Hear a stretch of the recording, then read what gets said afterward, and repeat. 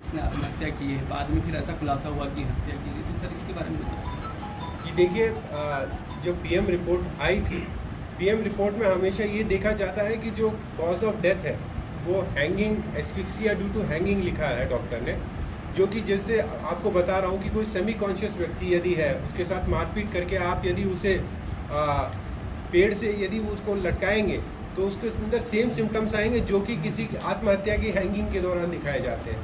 तो उस कारण से यहाँ पे शुरुआती तौर में पुलिस को गुमराह करने का एक प्रयास किया गया।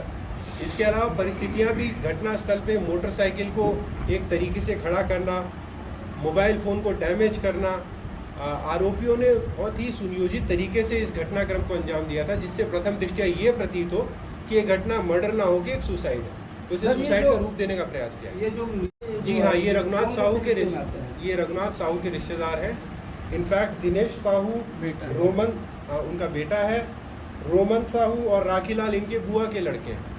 तो ये आपस में रिश्तेदार हैं और इनकी जो आपको पता है पहले से पारिवारिक रंजिश, जिसके बारे में कई अखबारों में भी हम लोग भी सुन रहे थे और हमने खुद ने भी इसकी जांच करी थी। तो इनकी रंजिश का कारण बहुत ही गहरा था और काफ़ी समय से ताक में थे कि कैसे इस व्यक्ति की हत्या की जाए।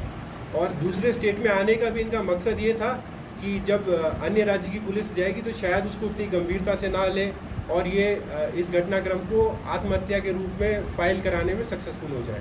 परंतु यहीं पे वो मध्य प्रदेश पुलिस, खास तौर पे बिरसा थाने की पुलिस की व्यावसायिक दक्षता की मैं प्रशंसा करना चाहूँगा कि भारी दबाव होने के बावजूद उन्होंने पूरी हिकमत अमली के साथ ये जाँच करी है और इसे एक सक्सेसफुल अंजाम तक लेके आए। नहीं, इस संबंध में जो घटनाक्रम आपसे आज साझा किया है, इसको हमने कई बार पुष्टि करने के बाद ही आज उनके साथ हम साझा कर रहे हैं। और अभी तक यदि इसके अलावा भी और कोई तथ्य आते हैं तो चूँकि अभी प्रकरण दर्ज किया गया, अगर विवेचना में और अन्य तथ्य आते हैं तो उस पर भी हम लोग काम करें। सर, इस हत्या की गुत्थी को सुलझाने के लिए मध्य प्रदेश की जो पुलिस है उनको 1 माह लग गया, क्या वजह रही है जो इतना लेट? नहीं, देखिए, जैसा कि मैंने आपको बताया, चूँकि ये एक सनसनीखेज प्रकरण था, इसमें प्रत्येक बिंदु को काफ़ी गंभीरता से, जैसा कि आप समझ सकते हैं कि जब एक घटना को आत्महत्या का रूप दिया जा रहा है तो बहुत सारे साक्ष्यों को छुपाया जा रहा है।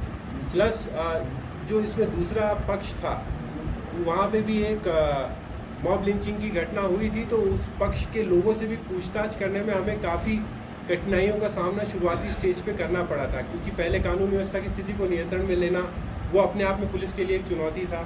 तो उन सब चुनौतियों के बीच से निकलते हुए इसका काम को अंजाम देना, इस विवेचना को सही ट्रैक पे लेके आना, इसलिए मैं कहूँगा कि भले ही हमने समय इसमें, आपको लग सकता है कि समय ज़्यादा लिया, लेकिन मैं ये कहूँगा कि एक फुल प्रूफ काम यहाँ पे पुलिस ने किया और आपको इसमें रिजल्ट भी दिखेगा कि इनकी सजा कन्विक्शन आपको 100% देखते हैं। छत्तीसगढ़ पुलिस का और क्या उनमें और लोग भी शामिल हो सकते हैं ऐसी कुछ, या लेकिन प्रकरण किया है?